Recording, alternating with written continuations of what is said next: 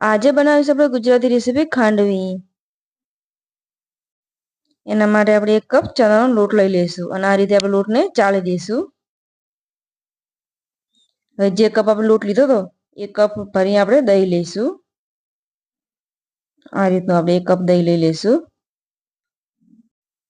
લીલા મરચાં ઉમેરીશું 1 ચમચી, આદુ ઉમેરીશું, હળદર અને મીઠું નાખીશું અને બધું સરસ આપણે મિક્સ કરી દઈશું। પહેલો પાણી રેડી પાણી વગર મિક્સ કરીશું।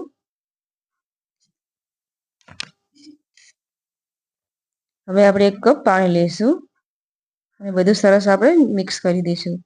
એક પણ અંદર ગાંઠ ના રહેવી જોઈએ, સરસ મિક્સ થવું જોઈએ બધું।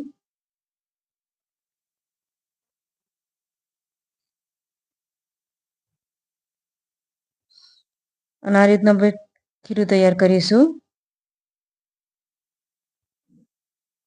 ના પતલું કે ના ઘણું જાડું।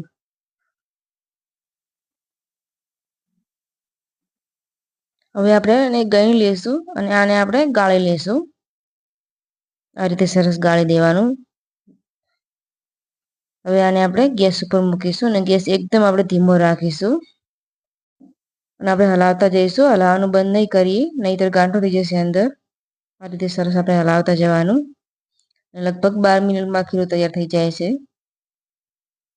લોટને સરસ આપણે પાકવા દઈશું। તો તૈયાર થઈ ગયું છે આપણું। હવે એક આપણે આ રીતની પ્લેટ લઈ લઈશું ઊંધી કરીને અને એના ઉપર આ રીતે આપણે પતલું પતલું ખીરું ફેલાવી દઈશું। આ રીતે સરસ આપણે ફેલાવી દેવાનું। હવે આને આપણે 10 મિનિટ આપણે ઠંડુ થવા રાખીશું। હવે આને આપણે કટિંગ કરી લઈશું। આ રીતના આપણે પીસ કટિંગ કરીશું। એક બાજુ કિનારીથી આપણે ચાકીથી આ રીતે ઉચકાવીશું। આ રીતનો આપણે એક રોલ બનાવી દઈશું। એકદમ સહેલાથી રોલ બની જાય છે આનો। આ રીતના બધા પીસો આપણે બનાવી દઈશું। હવે આપણે 1 કપ તેલ લઈશું। તેલ ગરમ થાય તેમાં રાઈ નાખીશું, તલ, મીઠો લીમડો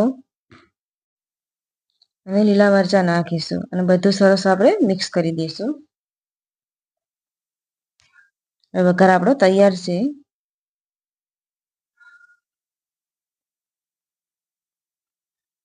હવે આના ઉપર આપણે આ રીતે વઘારને રેડી દઈશું।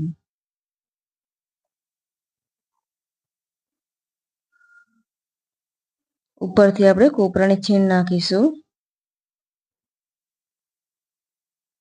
કોથમીર અને તૈયાર છે આપણે ખાંડવી।